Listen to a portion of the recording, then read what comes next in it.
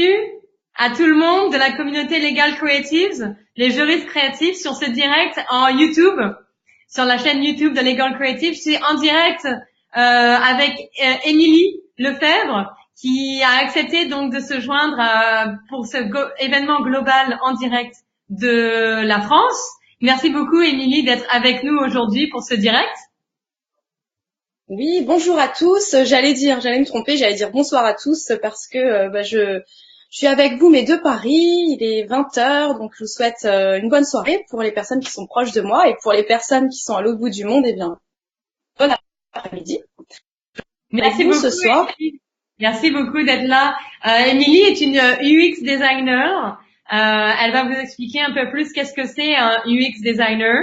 Et avant de commencer, je vais juste dire un petit mot en anglais pour expliquer aux gens pourquoi on fait cette session en français, qu'ils soient pas surpris.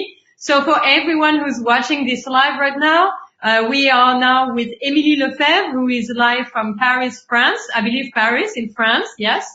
And she is going to be speaking about the power of leveraging the digital for lawyers in order to provide better access to justice and better legal experiences.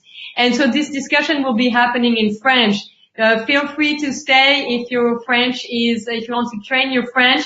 Et pour tous les francophones du Québec, du reste du Canada et pour tous les Français, eh bien, on est très heureux d'avoir cette session en langue française aussi, puisque c'est l'objectif de Legal Creatives de promouvoir toute la diversité des idées, mais aussi des cultures et des langues. Et donc, on est très content, Émilie, que tu aies accepté de parler en français ce soir.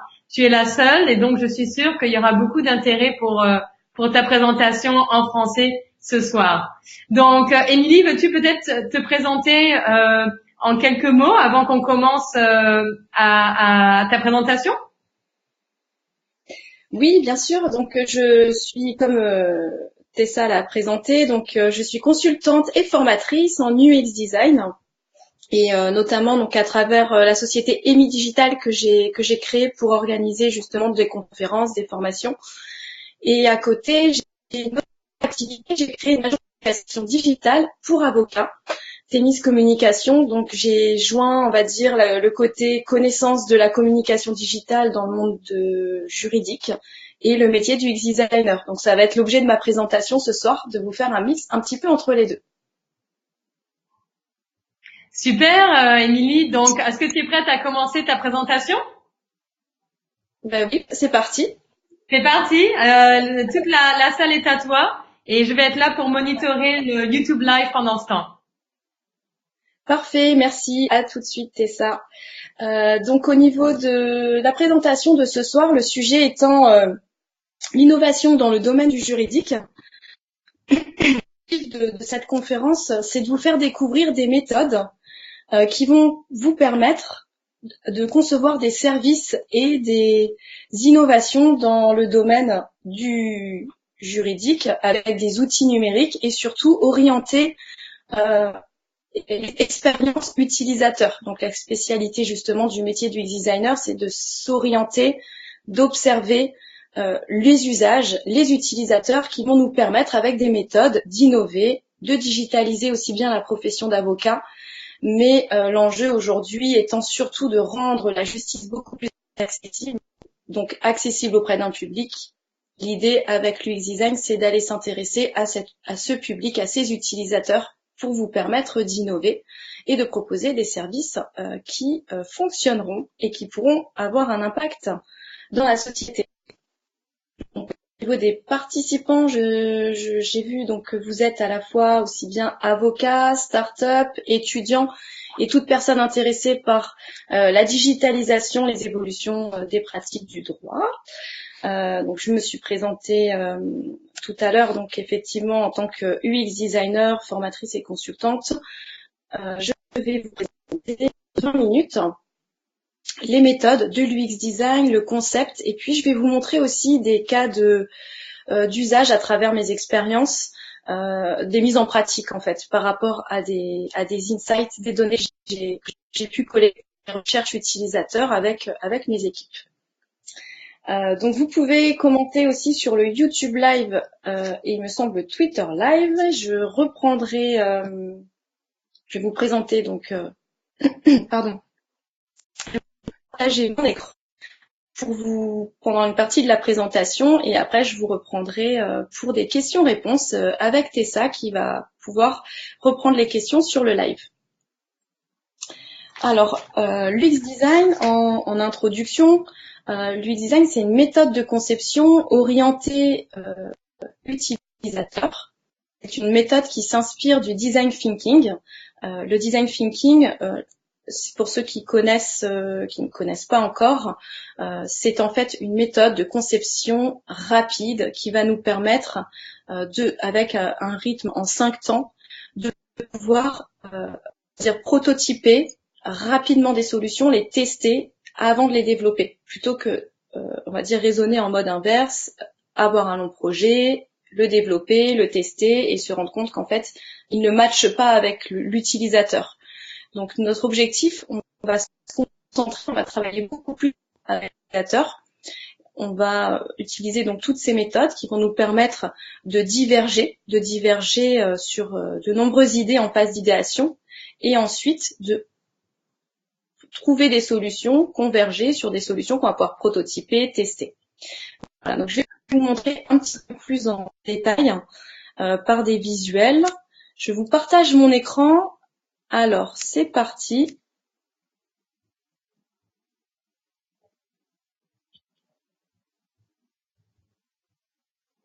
Voilà, donc j'utilise en fait mon site internet pour vous faire le début de la présentation. Donc au niveau du process de l'UX design, donc, nos méthodes du UX design qui sont des méthodes, on va dire, adoptées par tous les UX designers. Donc on parle d'audit ergonomique puisque nous sommes en mesure d'auditer ce qui fonctionne et ce qui fonctionne moins bien par rapport aux utilisateurs sur des sites, donc notamment par rapport à l'expérience surtout qu'ils peuvent vivre sur vos interfaces digitales. Mais je vais passer assez rapidement parce que ce qui va m'intéresser, c'est de vous présenter la partie recherche en amont, donc la grande phase de recherche avant de proposer des solutions. Donc plutôt que d'un postulat et de se dire j'ai une idée, je vais développer cette idée parce que je suis sûre que ça va fonctionner, ou bien j'ai une super techno, je vais déployer ma techno. Eh bien l'idée c'est d'abord de s'intéresser aux utilisateurs, aux besoins, aux freins, aux motivations, à leurs usages, et ensuite de leur proposer un service, une expérience, et en fait, en bout de chaîne, on rajoutera la techno qui sera première des phases que l'UX designer accomplit, c'est le benchmark UX. Donc le benchmark UX va permettre d'étudier les différents concepts qui existent déjà sur le marché, donc on va dire en local et aussi à l'international. Donc d'analyser l'offre, les contenus, les fonctionnalités, donc sur différents critères et surtout quelle expérience l'utilisateur va pouvoir vivre, quels besoins il va pouvoir combler. Et au niveau aussi de l'accessibilité, on va s'intéresser à l'efficacité des plateformes, de tout type de plateformes. Deuxième point, la recherche utilisateur. Donc c'est vraiment ce que je vous expliquais tout à l'heure en début de présentation. Donc la recherche utilisateur, elle va se faire sous plusieurs formes. Ça va être donc des interviews, des focus group, des observations, des analyses d'études. Donc on va être beaucoup plus dans du qualitatif que du quantitatif. On va passer du temps avec les utilisateurs de manière à comprendre vraiment leurs objectifs, leurs besoins, motivations, leurs freins avec le service pour lequel vous cherchez à proposer une innovation ou une offre. Donc, par exemple, ça peut être utilisé, ce qu'on utilise dans le domaine de la justice, mais en fait, cette méthode, on l'utilise dans tout type de conception, notamment dans le monde du digital, avec toutes les applications, les nouveaux services, les startups. Donc c'est un mode vraiment utilisé dans beaucoup d'innovations. Donc à partir du moment où on a interviewé, on a observé nos utilisateurs, on va pouvoir en dresser un portrait. On appelle un persona, un archétype qui représente un groupe d'utilisateurs. Ça va nous permettre de personnaliser notre utilisateur, de lui donner un nom, par exemple, et puis de pouvoir observer vraiment tous ces usages. La suite, donc on va aller encore plus loin que, on va dire, les apparences. On va travailler sur l'empathie en profondeur, c'est-à-dire on va s'intéresser dans un cas de figure, dans une situation, nos utilisateurs s'arrêtent à ce qu'ils pensent, ce qu'ils ressentent, ce qu'ils voient, ce qui les freine et ce qui les motive. Voilà, l'idée c'est vraiment de rentrer dans l'histoire d'un personnage et de comprendre quelle a été par exemple la difficulté pour trouver un avocat, quelle a été la difficulté pour se défendre et surtout émotionnellement comment les personnes ont pu vivre cette expérience et à quel moment on va pouvoir arriver et leur trouver une solution qui va vraiment pouvoir améliorer leur vie. Voilà, l'idée c'est vraiment d'aller améliorer, éventuellement et idéalement de développer les usages aussi, de manière un peu plus générale. Donc l'empathie est nécessaire pour comprendre en profondeur comment vos utilisateurs vivent en lien avec la prestation de service. Notamment, on va parler du service juridique. Pour la présenter. Après, l'empathie map, elle va nous servir aussi à aller encore plus loin, à gérer en fait et à générer des expériences map qui vont être décomposées par étapes à partir de la prise de conscience. Donc l'utilisateur a conscience qu'il a un problème juridique. Qu'est-ce qui se passe? À quel moment? Qu'est-ce qui lui arrive? Qu'est-ce qu'il ressent? Et du coup, qu'est-ce qu'il va faire? Quel va être son premier réflexe? Vers où il va se diriger, vers qui il va se diriger. Et à ce moment-là, on peut se rendre compte qu'il y a peut-être déjà des difficultés pour eux. Et on va pouvoir arriver et résoudre ces problèmes en proposant des... Après, donc, on va décomposer toutes les étapes du parcours, la recherche, le choix, le premier contact, la gestion de son dossier, de son projet, et puis la relation client, le suivi après pour une affaire juridique avec son avocat ou le cabinet d'avocats. Donc ça va nous permettre de détecter toutes ces phases, de détecter en fait les émotions négatives, les frustrations, et en saisir des opportunités d'innovation.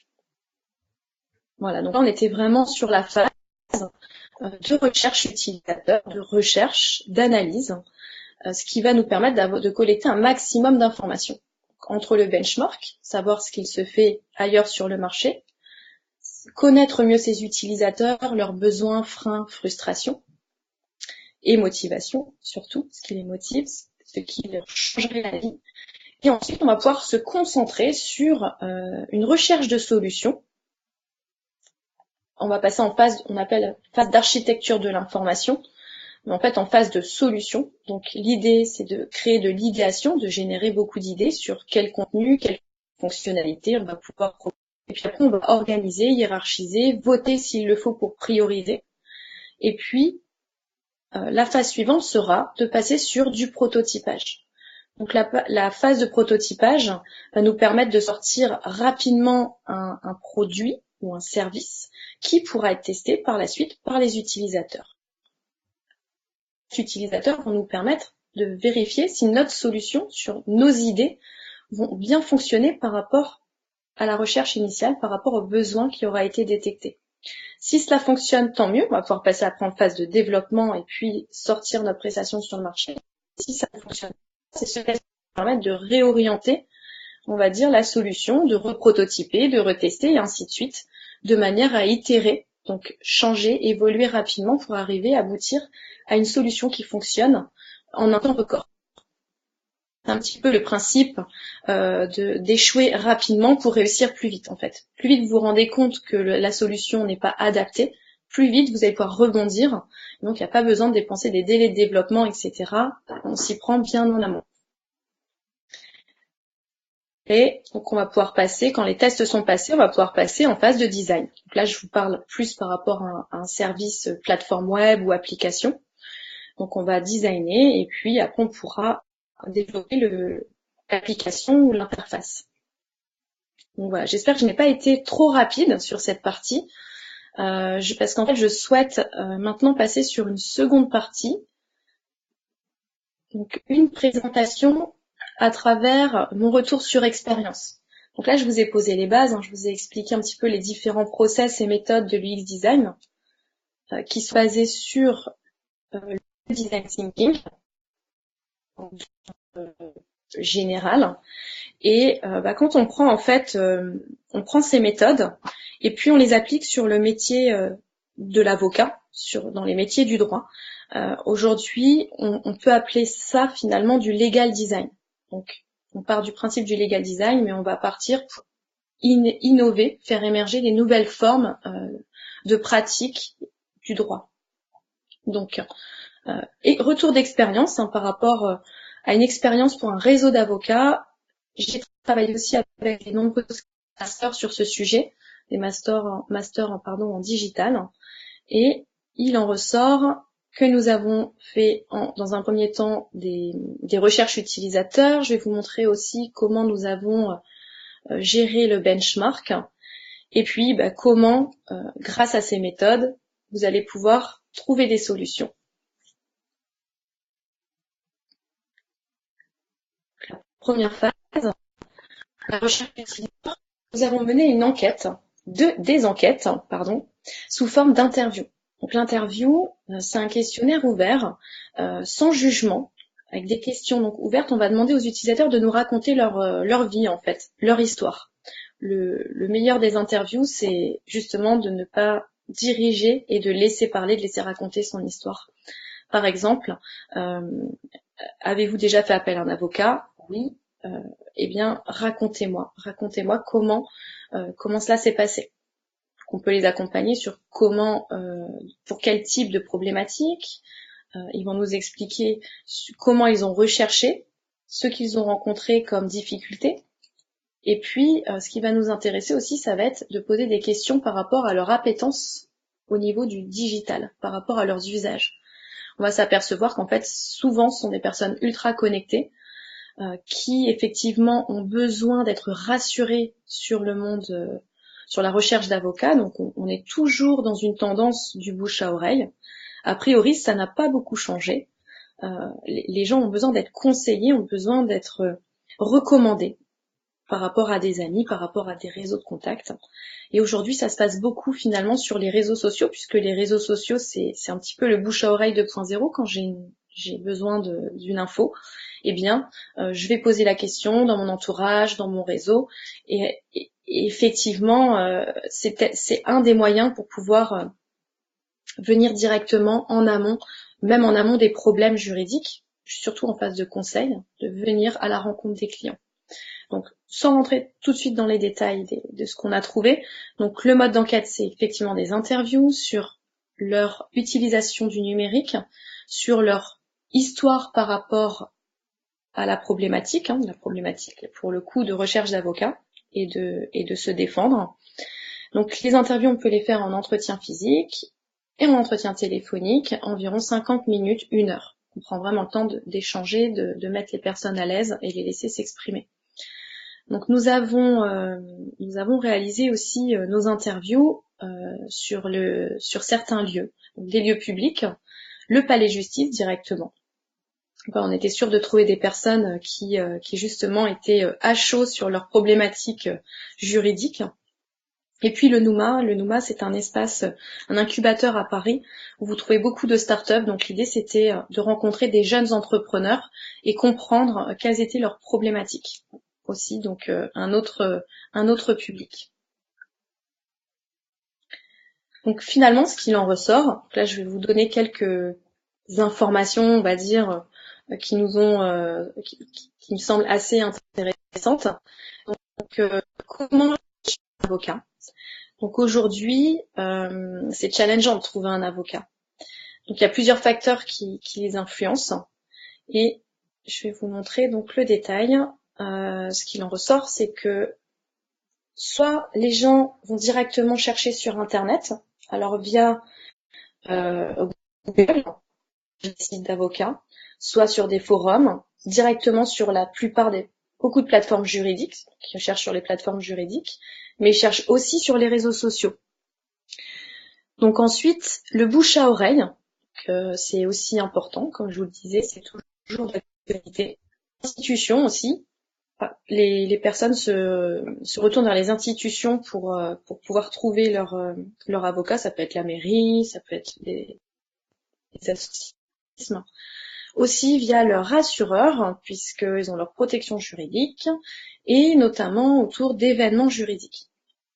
Donc là, on a pris globalement les grandes tendances en France pour la recherche d'un avocat. Donc, c'est vraiment sur Internet. Voilà, malgré tout, même si c'est du bouche à oreille via son assureur, les institutions, les événements juridiques, on a aussi pu constater que les utilisateurs, les justiciables, malgré tout, ont tendance à aller vérifier sur Internet avant de rentrer en contact avec l'avocat. Donc c'est vraiment important pour eux d'avoir plus de renseignements et de savoir qui va les défendre. Donc après, contact, une rencontre et aboutir sur la relation client-avocat. Donc on a repris un petit visuel. Donc la première étape, c'est le bouche à oreille. J'ai vérifié sur Internet, je prends contact avec mon avocat et donc je rentre dans une relation avec mon avocat.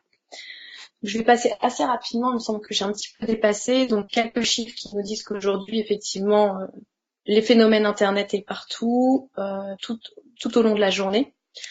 Les critères de choix d'un avocat, donc le plus important en fait, ce n'est pas le prix. Voilà, contrairement peut-être ce qu'on peut penser, ça va être vraiment sur la personnalité. C'est le plus important, c'est ce qui revient, c'est une personne qui soit humaine, à l'écoute, accessible, qui s'adapte au langage de ses clients, qui soit un bon orateur. Donc on a envie de comprendre aussi le langage de son avocat.